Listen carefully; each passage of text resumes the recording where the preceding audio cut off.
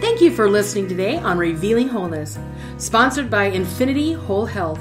Check out our website at infinitywholehealth.com, where we are revealing the eternal in each individual, the infinite in the individual. The creativity is made manifest. Limitation is let go. Now, here's your host, Dr. Troy Munson. Hello and welcome. I'm Dr. Troy Munson on Revealing Wholeness. You know, today it's a bittersweet kind of talk for me. Years ago, I don't know how I was led into becoming a certified addiction-analogist, but I thought, you know what? I just feel like that is something that I need to do. And even with a client that I had in today, I realized afterwards that I really do have a heart for addicts, because I've watched, simple addictive processes, even in my own mind and my own body, that I've tried to give up and realize how incredibly difficult it really, really is. And, as I talk to addicts, I tell them, if I could just tell you to quit, would that help you? And of course they say, yeah, right. It isn't going to help me one bit. And we know, it's like, hey, stop doing that. Well, we do it for a reason. And so everything in our life, if we look at everything that we're doing, we're doing it for a reason. And if we find that reason, we begin to actually pull the rug out from underneath that particular tendency, whatever it is. So let's say we have somebody who is addicted to sugar, somebody else who is addicted to opiates, somebody else is addicted to meth, somebody else is addicted to gambling, somebody else is addicted to pornography. They're all similar in their core within the body. It's also belief systems. It's not one or the other. It's typically both. And some addictions are going to be more difficult than others just because of the nature of things. And so we'll kind of talk about that today and unpack that. So I don't know where you are in your addictive process that you kind of clued into this particular podcast and are looking for some real information.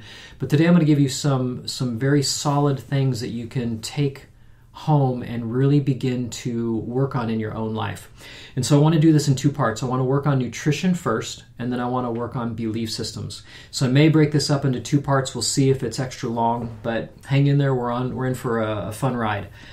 So let's walk down the nutrition road of why addiction.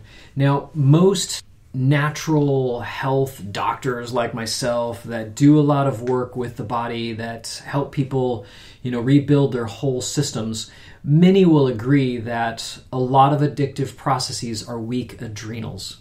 And so if you're like, weak what? Well, adrenals, they sit on top of the kidneys. We all know where our kidneys are. And on top of the kidneys is a little gland that looks just like brain tissue that's called the adrenals. And those adrenals produce stress hormones when we're under pressure. And the adrenals need certain minerals to really do their job very, very well.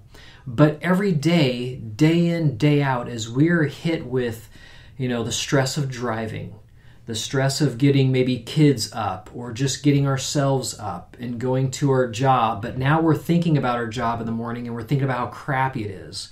And that's stressful. Now I'm going to shove a bagel in the hole under my nose and a cup of coffee, and then I'm going to be low blood sugar in about 90 minutes or better. And that's going to now cause my adrenals to release more stress hormones because low blood sugar is stressful to my body. And so then for lunch, I'm going to have a burger with some fries, which is going to totally spike my blood sugar. Now I'm going to be fatigued between 1:30 in the afternoon and 3, wishing I could lay down behind my desk at work and sleep for an hour because our adrenals, again, are shutting down. And, now we get to dinner and I'm eating, whatever it is, pie and ice cream for dessert or whatever that is. And now I'm having blood sugar issues all night, and I'm waking up about every 30 minutes to 90 minutes, or maybe even more frequently than that, never getting dreams, never getting dreamt sleep or REM sleep. And I'm going to wake up and feel exhausted and want that bagel that's going to kick my body into gear with some sugar and a cup of coffee and do it all over again. And so all I'm doing is punishing my adrenals all day long that are supposed to handle stress. Now, 400, 500, 600 years ago, we'd be, in a town that's small, or tight-knit community where you know everybody and everybody's doing their thing. They're working in the fields, but they're not worried about their 401k. They're not worried about paying the light bill, their car insurance, their mortgage. They're just trying to get food and survive. And so it's not that they're worried about a lot of things. They're just focused on food. And so we don't have as much stress back then as we do now. And now we're just killing ourselves, literally from the inside out.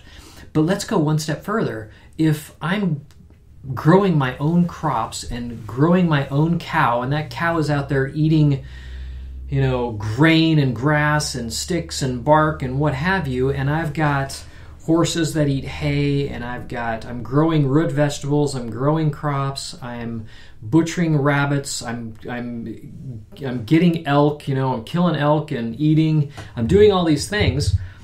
I'm not saving my food for weeks and weeks and weeks. They don't pick my bananas in another country and ship them out to me. I don't even know what a banana is 600 years ago if I live in the Midwest.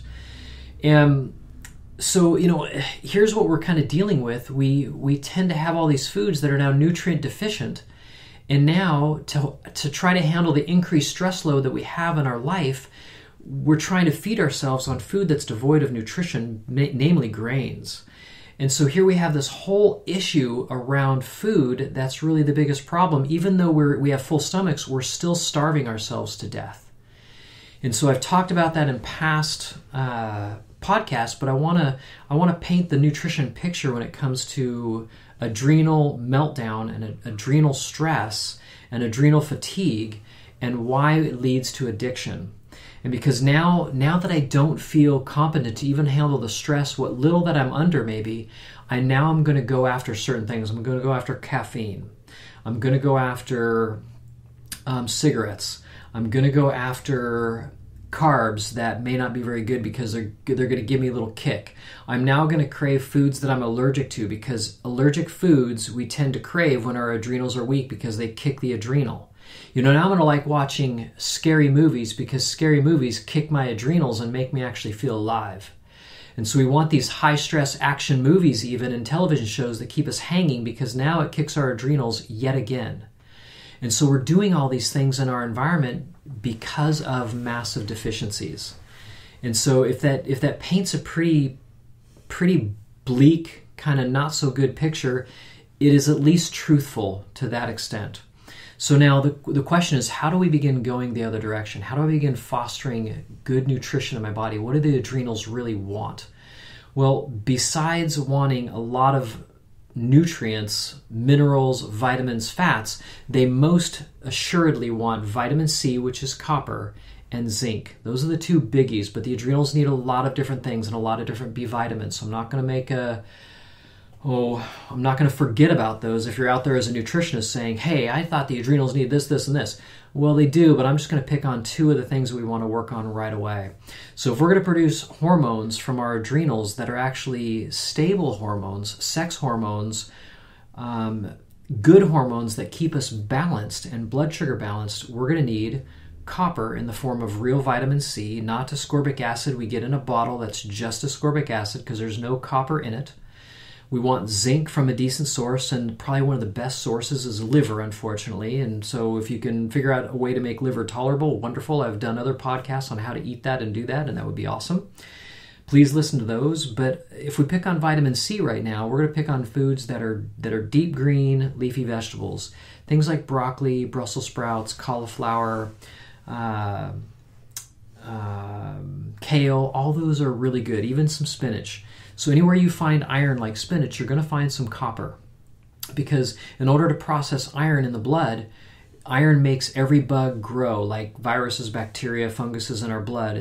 It's the fuel they need to grow as well. So if we start upping iron, we need copper because copper is vitamin C, and vitamin C helps run our immune system. And so that's the link between copper and iron. If I'm going to put iron in the system and I could be under attack by viruses and bacteria that are going to use it to grow, I must have a lot of vitamin C in order to stop that from happening and foster my immune function. I hope that makes sense and was clear. And so When we go for vitamin C, we want to do it in a natural way. We really want to get the whole thing, and that is food source, not synthetic stuff that's in a grocery store.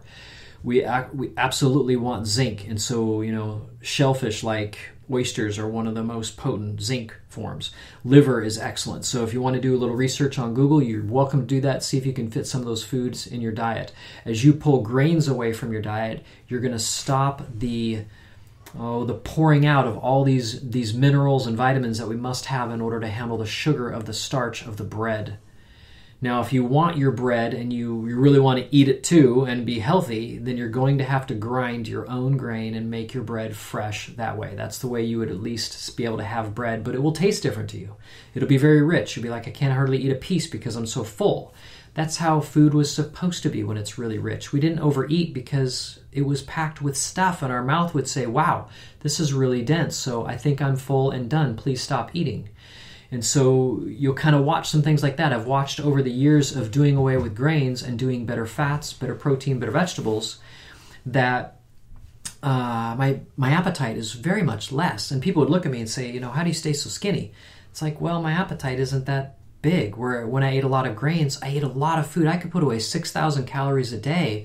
Though my metabolism was really high and I'd play sports, it was still empty calories, and I'd had no idea at that time that I was just depleting myself even faster of nutrients. And so if you're out there eating breads and crackers and white flour and white chips and all these things, and you're feeding your children that, you're basically depleting them too. And so, it's why the brain can't relax. We can talk about ADD, ADHD being sugar stuff, but it's really the mineral balance within the body be able to stabilize blood sugar. And so with my addicts, I'm going to work continuously on minerals going into their system so that I can start rebuilding their body from the inside out. And all of a sudden now they start feeling some fortification in their body. They're not craving so much weird foods that don't do anything for them but only rob their body further. And then all of a sudden when they start to feel good, really good, and their brain works really well, now all of a sudden they can start to say no. And so I tell my folks that have addictive tendencies, I said, it's a road that we can travel, and it's not a difficult road, it's just doing it. And so like the person that was in my office today, I told them, you are not allowed to ever beat yourself up over a failure. That is one thing that I'm really careful about for my own self and for my clients. Yes, we're going to overdo it, and we're going to fall off the bandwagon of carbs, and we're going to overeat them. But you know what? I'm not going to bludgeon myself because that isn't helpful. I'm going to pick up the pieces, and now I'm going to move forward again and see if I can strengthen my body a little bit more so I can say no. And I've said this on other podcasts, I'm at a point right now where I can go to the fridge and I can pull an ice cream sandwich that's organic, and I can take one bite of it with my eyes closed and enjoy the tar out of it for about 60 seconds, just savoring it in my mouth and loving it. And put that bar back in the plastic, wrap it up, put it back in the freezer until I want it again in a few days. And I can literally take a month or two to eat an ice cream sandwich. That's not a difficult thing for me to do now anymore. But there was a time when I would have eaten 3 of them. And so I've been on that aspect where I just simply cannot control what I eat. I get it. And I've been on the aspect of other addictive tendencies. And so I just did a talk for a group of addicts, and we went in depth into what to do and where to find these nutrient-dense foods. And as you've listened to my podcast, you'll hear me say things like liver, nutritional yeast, egg yolks, liverwurst, whole food supplements. These are things that we do on a regular basis. High fructose corn syrup is one of the main things we would want to stay away from. And what's funny is I'm doing this talk for these addicts, and right on the table is this massive bowl of different candy. And I pull one out that's a granola bar, and I said, this even says on the packaging, no high fructose corn syrup. But I flip it over and it says corn syrup solids. So because it's not labeled as high fructose corn syrup, they can tell you on the front of the package to your face that they're even going to lie to you and say no high fructose corn syrup, when it's literally the same thing. And it just amazes me that they can do this and not get fined somehow. And these are major brands, and I'm sure they've got whatever lobbyists with the government, and they've got all kinds of weasel room. But so be it. And I tell them, I said, you know what, I'm glad you guys have this big bowl of candy here, because addicts need something to turn to instead of their drug. I would rather you did the candy. It is a slower death, so to speak.